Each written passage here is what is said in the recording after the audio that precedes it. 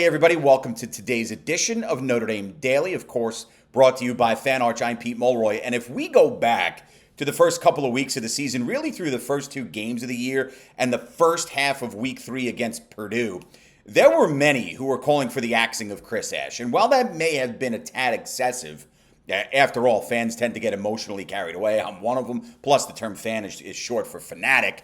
There was an understanding that if things did not change on the defensive side of the ball, that internal discussions and decisions would ultimately have to be made. But as luck would have it, over the past month plus of the season, where the Irish have given up just one touchdown in 5 of their past 6 games, 6-0 during that time, Chris Ash's unit has been among the best in the country. And no, that is not an exaggeration. For a Notre Dame defense that gave up 68 combined points in back-to-back season-opening losses to Miami and Texas A&M, where they couldn't get consistent third down stops, looked out of sorts from the perspective of assignment football, and where the pass rush was just simply non-existent, the turnaround to what we've seen over the past 6+ weeks has been remarkable. Yes, you have to give a major amount of the credit to the young men making the plays on the football field. We know that.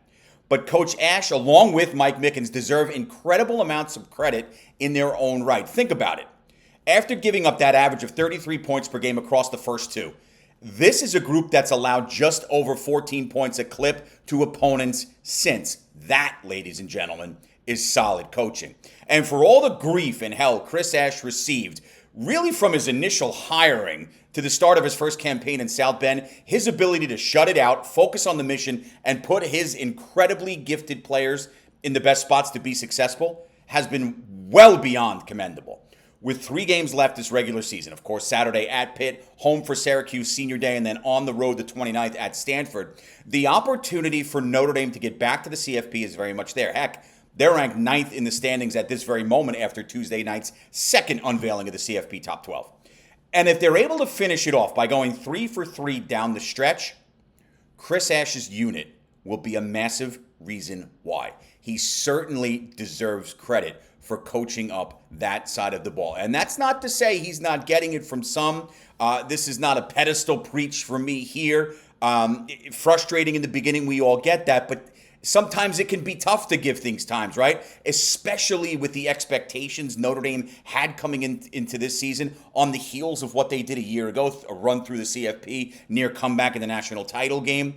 And now we're starting to see that those expectations are legitimate. They are a legitimate, beyond that, football team. One that can contend and is contending once again. But the job is not done with 3 games left. You close it out and go 3 for 3. A big reason for that, without question, is going to be the defense. And speaking of defense, for as good as Ash's unit has been the past 6 weeks, the Pittsburgh defense Notre Dame's going to square up with this weekend packs a legit punch of its own, specifically on that second level, led by a phenomenal trio of linebackers, Kyle Lewis, Rasheem Biles, and Braylon Lovelace.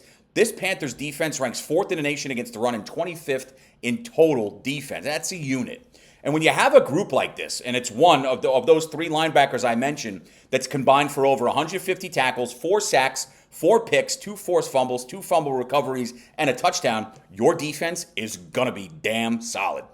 As I've said all week, for the Irish to be successful in this one, it's not me reinventing the wheel, by the way. They'll need to identify these Pitt playmakers on the defensive side of the ball, which also includes a strong safety duo of Crucy Brookins and Kavir Baines-Marquez.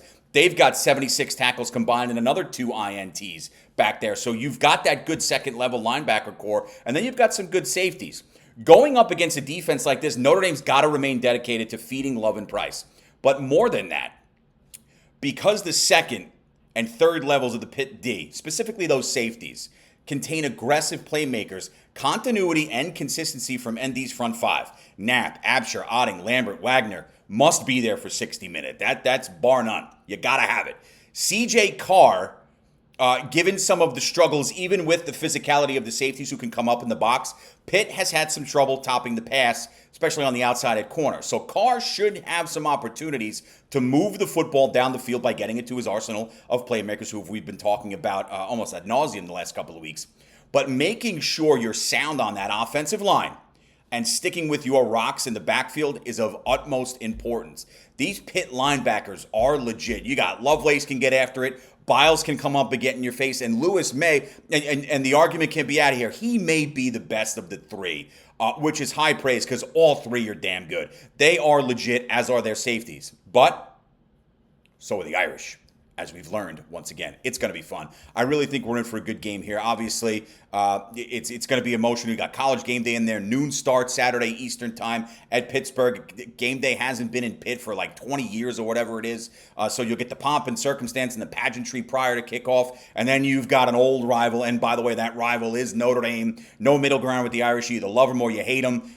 So this is a big one. I know Pat Narduzzi's insane comments wouldn't care if Notre Dame came in and beat them 100-0. That'd be great, because all he's focused on is the final two games of the season, which are in conference, meaning his Pitt Panthers would have a chance to win the ACC. And if they do that, they're going to the CFP. A bit odd for him to say that, given the opponent and given what else is on the line. I don't think he probably expected the backlash to be what it was, but nonetheless, he's got a good defense.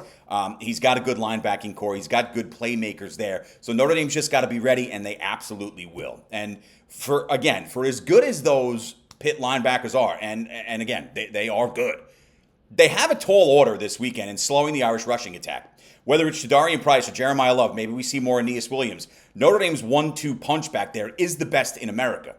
And speaking of Jay Love, the Heisman candidate has earned his way onto another major award list. Once again, comes as absolutely no surprise. The junior this week, matter of fact, on Wednesday was named a national semifinalist for the 2025 Maxwell Award, given annually to the outright college football player of the year. Joining Love, and this is where it gets fun when you get down to that final list. Joining him on there are a dozen other deserving players, and they include a handful of quarterbacks: Ty Simpson from Bama, Haynes King, the really good-looking QB from Georgia Tech, Indiana's Fernando Mendoza. You know what he's done, that close at Penn State last weekend. A couple of throws on that last drive, just ridiculous. Great acrobatic catches by his receivers, but that kid is well-deserving to be on this list. Marcel Reed, of course, from Texas A&M, and Julian Sayin from Ohio State. Nebraska's Emmett Johnson is the only other running back to join Love on the semifinal list. And of course, through 9 games this season, Love's recorded just under 1,000 yards, 988 rushing, 13 touchdowns on the ground. He's also got 254 yards through the air and 3 more scores. He's been phenomenal. He may be the all-around best player in America. I think most would agree with that. And from a Notre Dame historical perspective, should he earn the Maxwell Award at season's end, Love would become the 8th player in Irish football history to do just that. Leon Hart was the first.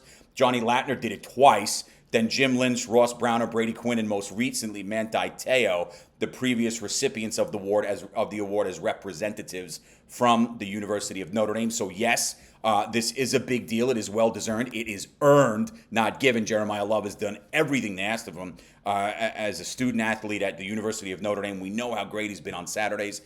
So congratulations to Jeremiah for yet another great honor. And I just want to close today with some major recruiting news as the Irish landed another big fish in the 27 class, and one that's certainly going to help future defenses. On Wednesday afternoon, Notre Dame landing Tustin, California safety Khalil Terry, a 6-foot, 185-pound physical player who's going to add some more pop to that talented Irish secondary. Ultimately chose ND over offers from the likes of Alabama, Auburn, Georgia, Mizzou, LSU, Nebraska. Bill Belichick's UNC was in there, Ohio State as well. A handful of other programs, but again, coming to South Bend. And in addition to being a physical safety, Terry brings excellent coverage skills, as his ability to read plays and cover on the back end really stand out on film. Plus, we've been using that term versatility a lot with the guys that Notre Dame's been recruiting from that 25 class, the great 26 class that just closed, and into 27. Terry is one of those guys. He could play in the hybrid role, more of a traditional safety as well. So he can really be inserted into any team's backfield. So Notre Dame is lucky to have him. He's going to fit the scheme perfectly. A top 300 recruit in the 2027 class. That, according to 24/7. Terry now joins linebacker Ellis McGaskin, defensive lineman Richie Flanagan, quarterback Teddy Gerard, offensive lineman James Halter, and long snapper Sean Kraft as the current group who have pledged to play football for Marcus Freeman at the University of Notre Dame. It's another huge get for Freeman & Co., and one that is undeniably going to have an impact on the seasons and in future recruiting classes. You get these big fish, other kids see it. They want to come, the academics there, the future doors that open from having that degree at Notre Dame, and oh, by the way, playing for a football program that was a couple of minutes from perhaps winning a national title, not a calendar year ago. So this is a great job, continued to be done by Marcus Freeman and his staff on the recruiting trail. We've got one more show for tomorrow, the Friday edition, before we get into the Saturday noon Eastern time kick, top 25 battle, CFP implications, Notre Dame, Pitt. We've got it covered. I will talk to you all again tomorrow. For now, enjoy the rest of yours, and as always, go Irish.